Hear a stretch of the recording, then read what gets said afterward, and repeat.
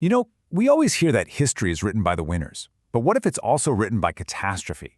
Disasters do more than just end things. They strip a society bare, exposing its fatal flaws and forcing it to adapt or die. Today we're going to dive into 4 huge turning points in history, not as endings, but as the messy, often brutal beginnings of the world we're living in right now. To really get our heads around this, I love this quote from the historian Arnold Toynbee. He's saying that catastrophes are actually engines of transformation. They're like a crucible that doesn't just burn everything down, it forges something entirely new in the fire. So let's see how this actually works in the real world with 4 very different crises. First up, Pompeii. Just imagine it, a lively, wealthy Roman city just going about its business. But it's doing so quite literally in the shadow of a sleeping giant, Mount Vesuvius.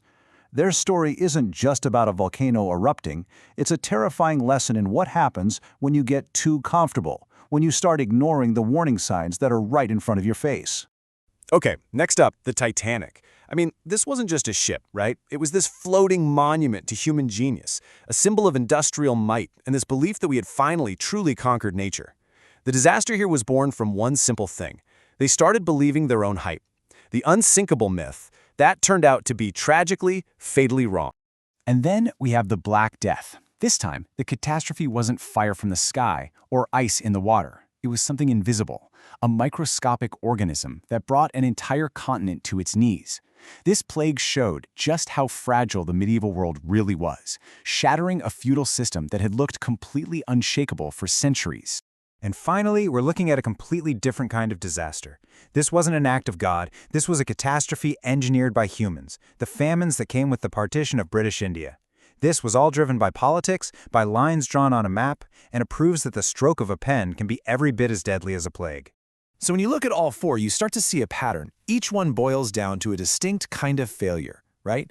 A failure to pay attention, a failure of humility, a systemic failure, and a failure of policy. And the price for those failures? Well, it was absolutely staggering.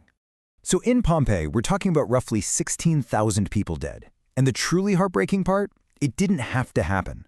The volcano gave them warnings for years, earthquakes, tremors. But since quakes were common, they just got used to it. It's a classic case of what psychologists call normalcy bias. It's that little voice in our head that says, well, it hasn't happened yet, so it probably won't. That bias basically put them to sleep while a catastrophe was brewing right under their feet. Now, on the Titanic, about 1,500 lives were lost. And the failure here? Oh, it was pure hubris. They were so convinced the ship was unsinkable that it led to some unbelievable blind spots. They didn't even have enough lifeboats for everyone on board. Can you imagine that?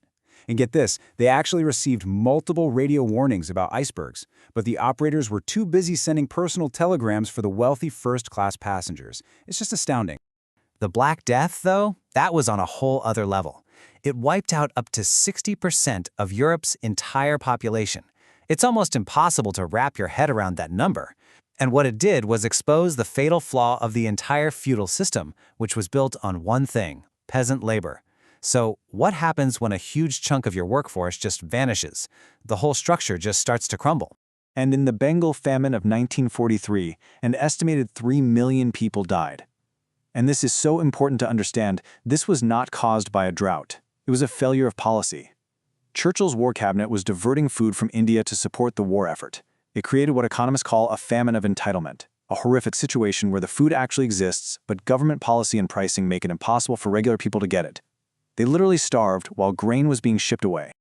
Okay, so that's a lot of doom and gloom, I know. But here's the twist. The story doesn't end with destruction. In a strange way, this is where the real story begins. Because out of all those ashes, the world was forced to change, leaving behind legacies that we are still living with today.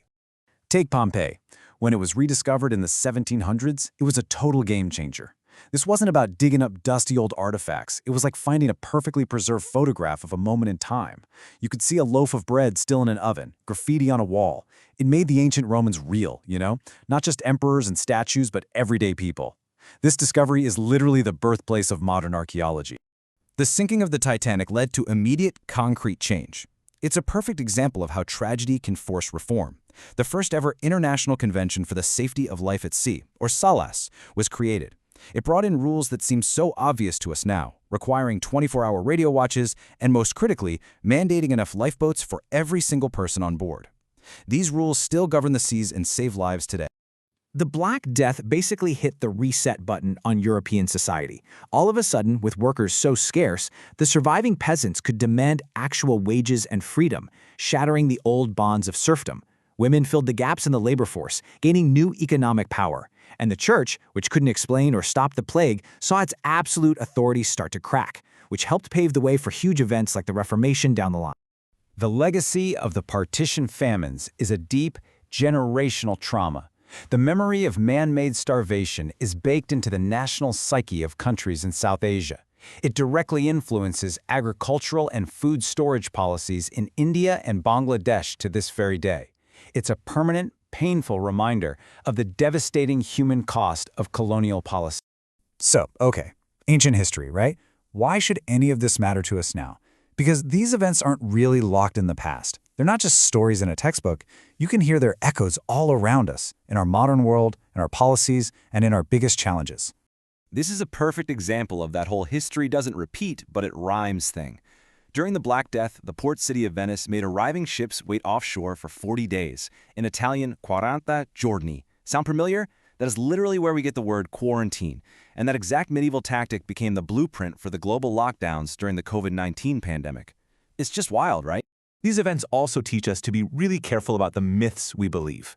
The popular story of the Titanic is mass panic, but the reality is that many people, especially in third class, were trapped by a rigid, flawed protocol. The myth about the famines is that they were caused by drought, but the reality, proven by economist Amartya Sen, is that they were caused by policy. The myths we tell often let the systems that actually failed off the hook. And really, that's why these stories stick around. They hold up a mirror to our own time. They force us to look at our own society and ask some pretty difficult questions about our own vulnerabilities. Which brings us right to the core idea of all of this. The details are always different. A volcano, an iceberg, a virus, a bad policy. But the patterns of human behavior, the hubris, the inequality, the resilience, those are timeless. History may not repeat itself exactly, but you can be sure that catastrophe always rhymes. So the question these stories leave us with is not if another crisis will come, but how we'll respond when it does. Because what we've seen is that the line between a natural disaster and a man-made one is often incredibly blurry. It's our choices, our priorities, and our systems that turn an event into a full-blown catastrophe. The ash, the ice, the empty bowl, they aren't just relics from the past. They're mirrors, and they're just waiting for us to look.